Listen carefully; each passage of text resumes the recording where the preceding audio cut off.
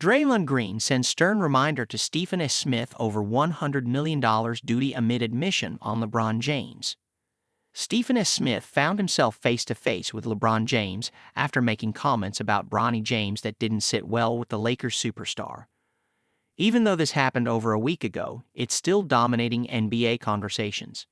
You know something's big when it refuses to fade from the spotlight. Maybe because SAS has talked about it everywhere and refuses to let it die. He kicked off First Take last Friday with a lengthy monologue, then doubled down on his podcast all weekend. But when he brought it up on Gil's Arena, his tone changed completely. This time, he didn't just address it. He brushed it off, took a sharper approach, and even called LeBron's move weak. A bunch of former players have jumped into the conversation, with Kevin Love and Draymond Green most notably among them. SAS had revealed on his show, "Matter of fact, I heard that not many, not all, but a few players were upset at me about that," Smith revealed. "I think one player in particular was Draymond Green, who I haven't spoken to since and has no desire to speak to me, primarily because of this, I suppose." Well, after former Defensive Player of the Year's response, there isn't any need to suppose. Green, never one to hold back, reminded Smith of his responsibility as a top media personality, especially given his reported $100 million contract with ESPN. The four-time NBA champion took issue with Smith going beyond basketball analysis and attacking LeBron as a father.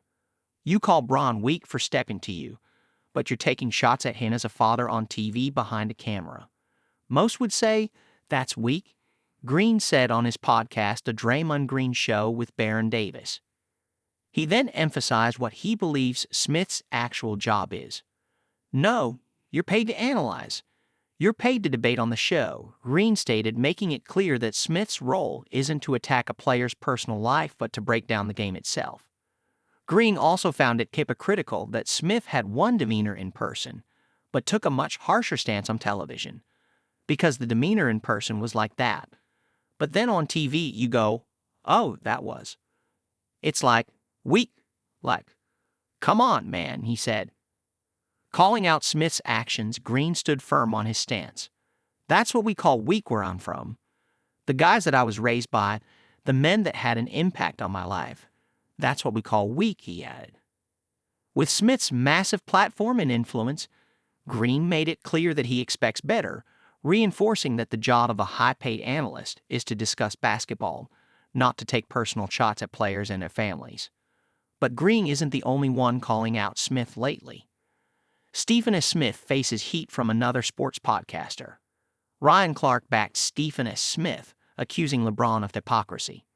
Meanwhile, critics slammed Smith for how he handled it, arguing that he should have expected a response after making personal comments about a player's family. Nick Wright wasn't having Smith's reaction either. The First Things First host admitted he respects Smith, but called him out for switching up his stance. Wright reminded everyone that Smith has always claimed he welcomes players confronting him until it actually happened. The actual stars are the people we're talking about, but it's their movie. We in the media also have to have the humility to at times just take an L. We can't do what we do to these athletes and then act so wounded if somebody does it to us, Wright explained. Even within sports media, opinions remain split. Some believe Smith crossed the line, while others think LeBron overreacted. But one thing's for sure, this debate isn't cooling off anytime soon.